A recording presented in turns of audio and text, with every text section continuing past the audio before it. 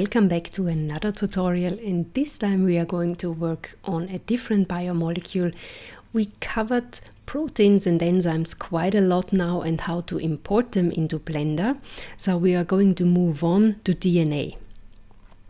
As you can guess already, there are also a couple of different ways how to depict DNA. So we are going to start with loading a PDB file of a DNA into Blender, so having like somewhat of a ball and stick representation.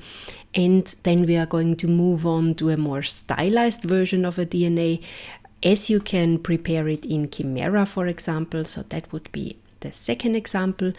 And last but not least, we are going to build our own very simplified and stylized version of a DNA using only objects that we have in Blender. Good? So let's go ahead and start. The first thing I'm going to do is I'm going to delete the default cube. Then, something we also do quite often at the beginning, we are going to activate the restriction toggles, so the selectable and also the render option is going to be activated. And right at the beginning, we are going to lock our camera and our light, because we don't want to interfere with them yet, but we would like to modify everything else. Of course, there is nothing there yet, but this is going to change now. I'm going to work with a small DNA snippet that I have generated off of a website. The link for that website is going to be underneath the tutorial. So if you would like to generate your own small DNA snippet as well and download it as a PDB file, you can do so here. Of course, you can work with coordinate data that you find from the protein data bank as well. So there is no limitation to that. Back into Blender, we are going to do the same command as we had when we loaded a protein into Blender. You go to File, Import, and then import a PDB file. Then just navigate to your file, and I'm going to select my random DNA. If you think back on how the protein actually looked like when we loaded it into Blender directly, you might remember that I was not really happy with the way it was depicted, because you just see an amount of different spheres that does not give a lot of information. However, if you look at how our DNA is represented now, I have to say that actually the internal PDB loader add-on in Blender does a really good job. And I think that especially in DNA, it's not overly important to really see the details. So in comparison with how proteins are loaded, I am actually really happy on how the DNA looks like in Blender. Having everything of the DNA selected, I'm going to just hit S to scale it down, because you see that it's actually loaded in quite a large way. And I'm going to go into the camera view to see how large my DNA is actually. Having everything selected, I would like to find now a nice representation or a nice position of the DNA. So I'm going to play a bit with the way it is oriented in our 3D space. So you see that just rotation around the middle axis gives you or shows you the nice structure of the DNA. What I would like to have now is that you nicely see the different size of the two grooves actually. So I'm going to scale it down a bit. And then I'm going to tilt it to the side, because then the structure nicely becomes visible. And this is how I'm going to keep it. At the end of that PDB file, there is some type of weird atoms that I guess somehow indicate that the DNA ends there. They also have a weird name here in the list. So what I'm going to do is I'm going to delete them, because they don't contribute to the structure at all. Deleting atoms might sometimes be a bit difficult, because you have to get rid of all the hierarchy, and so it might take a couple of tries to get rid of all the atoms. But as soon as you did that, you are basically good to go. This, of course, only happens with the DNA that you randomly generate from the website that I showed you before. If you have DNA that comes from the protein data bank, for example, that's not an issue. So you don't have any kind of random atom types present. If you have found a nice position now for your DNA, I'm going to jump into the rendered view. For this, I'm also going to use cycles as the render engine and see how my scene looks like. And here you already see we have a very nice representation of the DNA. We see the grooves nicely, the different sizes of it, and the material is also already assigned to the atom type that we have. If you remember the tutorial at the very beginning, you also remember that you can modify the size of the different atom types. I'm just going to repeat that now, even though I'm not going to change it, but just in case you would like to do that, just select the atom that you would like to modify and go into the Create tab, and there is the Atomic Blender Utilities tab. And there, by changing the scale of the atoms, going smaller or bigger, you can modify how your DNA looks like. And also you can modify the shape of the representation. But I'm going to stay with what we have now. And I'm going to style the scene in a way that we have a dark background with glowing parts of the DNA. So we are going to play a bit with the way the DNA is represented and also the materials that are assigned to our DNA. To start with that, I'm going to set the color of our background to a very dark, so that it's nearly black. I'm not going to go 100% black, but I'm going to keep it like this. And before I'm going to remove the lamp, I'm going to take care of the elements that should emit light. Because if I would remove the lamp now, everything is of course invisible and black. What I would like to have is my hydrogens here. They should be emitting light. To achieve that, you just go to the section where the hydrogen atoms are listed. For easier orientation, I'm going to close all the different types of atoms. Then you open the last tab and you select the tab that is called Hydrogen Ball. And then if you move to the materials properties, you see that there is a white material assigned. And if you click on Use Nodes, we get our default material that we worked with quite often already. We also assigned an emission shader already, and you also remember, or you might also remember, that I normally use a glass shader in combination with an emission shader for the volume. And this is also exactly the thing that I'm going to do here, just for the simple reason. So I can show you the comparison now. So if you don't use the glass shader first, and if you just go for an emission shader without the glass, which is totally possible as well, but then your atoms are going to look really harsh and there is no reflection at all. Of course, you get a very strong emission, but the geometry basically is lost. So I prefer having a glass shader first and having light emitted from the volume.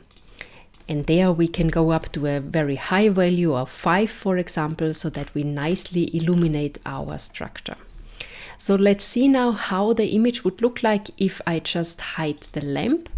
So you see that now you have some kind of indirect lighting of your DNA, just done by the hydrogens that you have here. And this is actually a look that I think looks very artistic and quite funny, to be honest, because you give the light of the scene by the objects that are present in the scene. Of course, the scene looks rather dark now, so we could try to increase the amount of emission even further, so that more parts of our DNA are illuminated. And to be honest, it looks a bit like Christmas, so it looks like an illuminated Christmas tree, but I like it, so I'm going to stay with that. The second thing I'm going to do is I'm also going to hide the lamp from the render window now. So I'm going to disable rendering, because otherwise the lamp would show up in our final rendered scene and then it's not going to be a dark scene. I'm not going to delete the light. I made it a habit somehow to keep the objects there, and only if I'm satisfied with the scene when I finalized it, I delete everything that is not necessary, because otherwise you have to reload them again if you would like to change something else afterwards. And to avoid that, I'm going to stay with that method. So I'm fine with the hydrogens now. I would also like to change the styling of the other atom types a bit. So what I'm going to do as well is I'm going to select the oxygen ball, and there you see we have the red color assigned, and by clicking on use nodes, the default material is applied again and we can modify it. Until now, you might also recognize I like to use the glossy representation quite often. Now we are going to go for something a bit different, something we did not work with yet. And this is we are going to change the way the subsurface of our elements are represented. If you increase the amount of subsurface, not a lot of things are changing here. So you see that your ball is represented in a lighter way. But what happens is that more light is allowed to penetrate the surface of your object, basically. So you get something like a semi-transparent plastic look. And this is what I would like to go for. In the preview, it looks, to be honest, quite weird. So you see it looks very, very grainy. However, in the final rendering, it's going to look approximately as we see it in the preview over there. Still, I would like to have it a bit more glossy, because I think it adds a lot of depth to our scene as well, because it's going to reflect the lights that are around the atoms. So I'm going to set it to a glossiness of 0.15, and I'm going to repeat the same for our other atom types as well. So for the subsurface, I'm also going to change that to a number that is easier to remember. So it's 0.3 and 0.15 for the roughness. So oxygen is finished, that can be closed. Carbon is up next. So subsurface is 0.3 and the roughness is 0.15. I'm going to keep the grayish tone here. So you see, as soon as you have the subsurface activated, everything looks a bit more pinkish. I think, if I'm not mistaken, the subsurface shader was introduced to model something like skin as well. So this is where the pinkish tone comes from. You can give the subsurface area a different color as well. So for example, if I change that up to a different color, you see that the tone is changing as well. So to compensate the red and to make it easier to distinguish our atom types, I'm going to go a bit into the bluish area. So you see that the subsurface color is not as reddish anymore. It was not an issue for oxygen, because there we of course wanted to keep the red, but for the carbon I would like to have a more neutral color. Carbon is finished as well. Hydrogen is done, that's the emission part. Nitrogen, I'm going to repeat exactly the same steps, so 0.3 for subsurface, and for the roughness 0.15. And also you see here the pinkish undertone is visible, so in that case I'm also going to compensate the pink by moving even further to the blue side. Same for phosphor.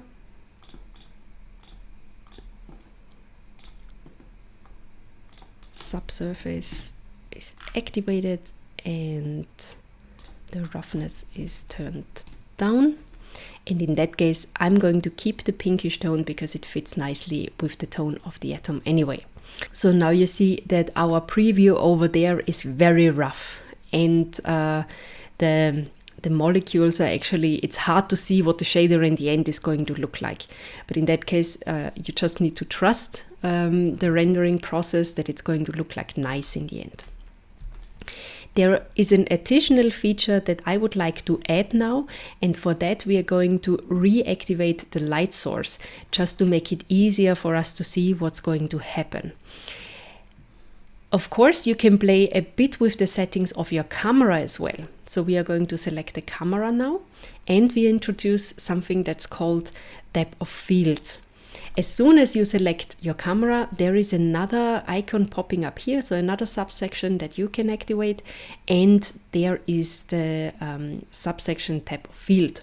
So if you activate that one, and also activate the limits at the section above, the viewport display. So if you would like to display the limits, then there is a yellow cross appearing in the middle. To make it easier to follow what I'm doing, I'm going to re-enter the solid mode. And if I move out of the camera position now, you see that the cross over there is slightly above our structure. The cross indicates where the focal point of your camera is going to be. So this is like you would find in real life photography, where you, for example, make a shot of a very close-up shot of an object, so macro photography. Then of course you also define the focal point. And this is exactly what we are going to do now as well.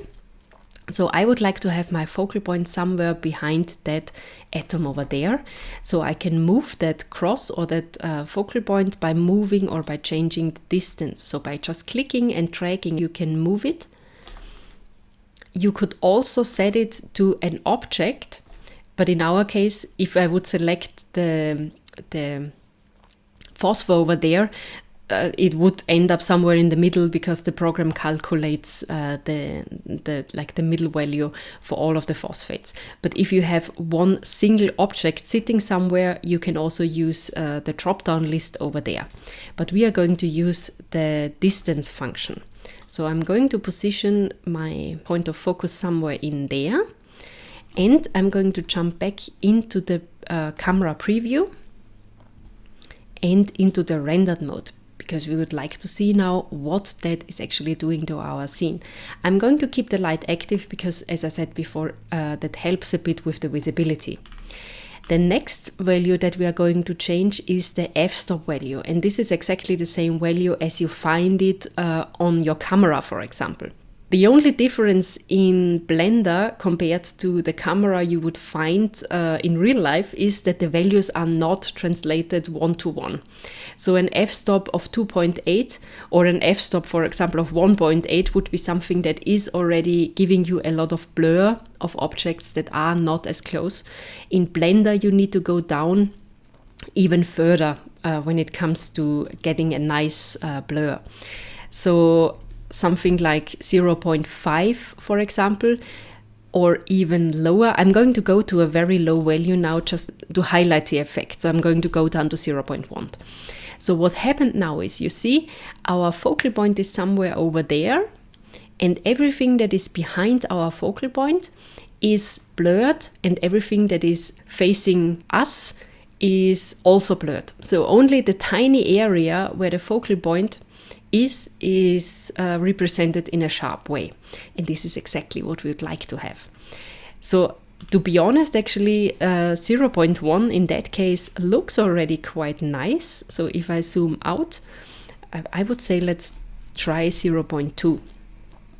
And to be honest, this is a bit of trial and error. So you need to find the perfect value for your scene. It also highly depends on how large your objects are.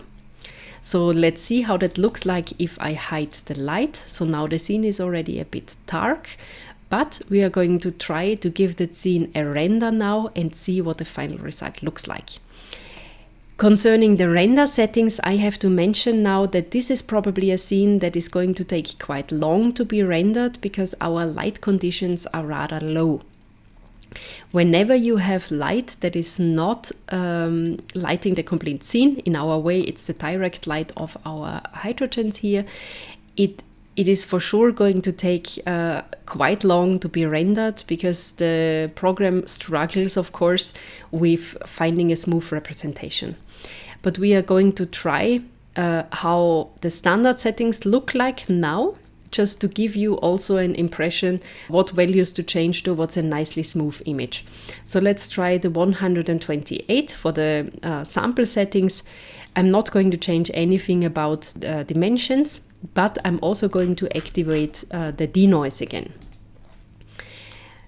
Good, so I'm going to give that scene a try now, and I'm going to come back when my rendered image is finished, and then we are going to have a look to that scene and see if we need to improve the amount of samples or increase the amount of samples to improve our image. Good, see you later when my image is rendered. So my image is rendered now, and this is what it looks like. What you see now, it does not inherently look overly bad, but what you see is that our atoms are not really smooth and it looks a bit blotchy, to be honest. I'm quite surprised, so the scene rendered quite quickly, so I think we can actually go up to quite a higher number of samples and give it another try. So for example, keep in mind how those atoms over there looked like. So you see that they are not really, there are some kind of reflections, but you don't see them because they are not represented in a nice way.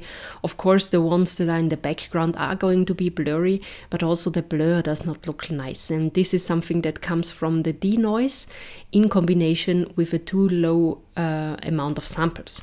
So what we are going to do now, I'm not going to save that, but rather close it. And I'm going to go back into the render settings and use 4 times the amount of samples. So go up to 512. If you render your scene now, you will recognize that the render time significantly increases, but also the quality of the image increases significantly. So I'm going to give it another try. And when the rendering is finished, we are going to review the final version or the next version of the image together again. See you later.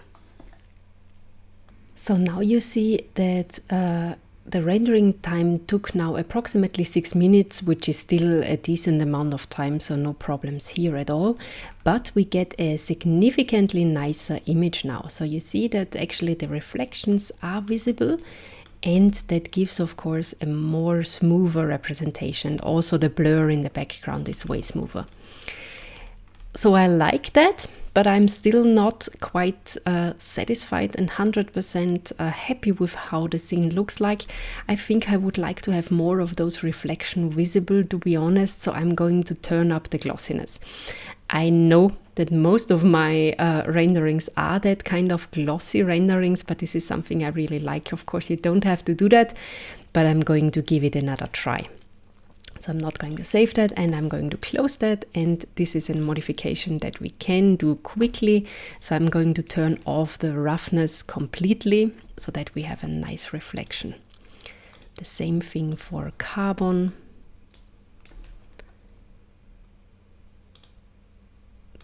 For nitrogen as well. And for the phosphate atoms, that's still open. So also I would like to have more saturated colors for the oxygen especially. So I'm going to give the subsurface a reddish tone as well to enhance the color, because I think it's a bit dull. And I'm going to do the same for phosphate. So also here I'm going to give the subsurface a yellowish color so that the color comes out a bit stronger. For the nitrogen, I'm fine with the way it looks like, because we already gave the subsurface another color, so that's enhanced already. The same is true for carbon. Good. So with that, I would say let's give the rendering another try, and then we are going to have a look at the, I think this time, really final image. So unfortunately, you have to make a somewhat final render in order to see if there are adjustments necessary.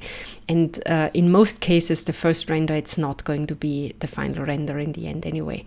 So let's give it another try and meet later on when my rendering is finished again.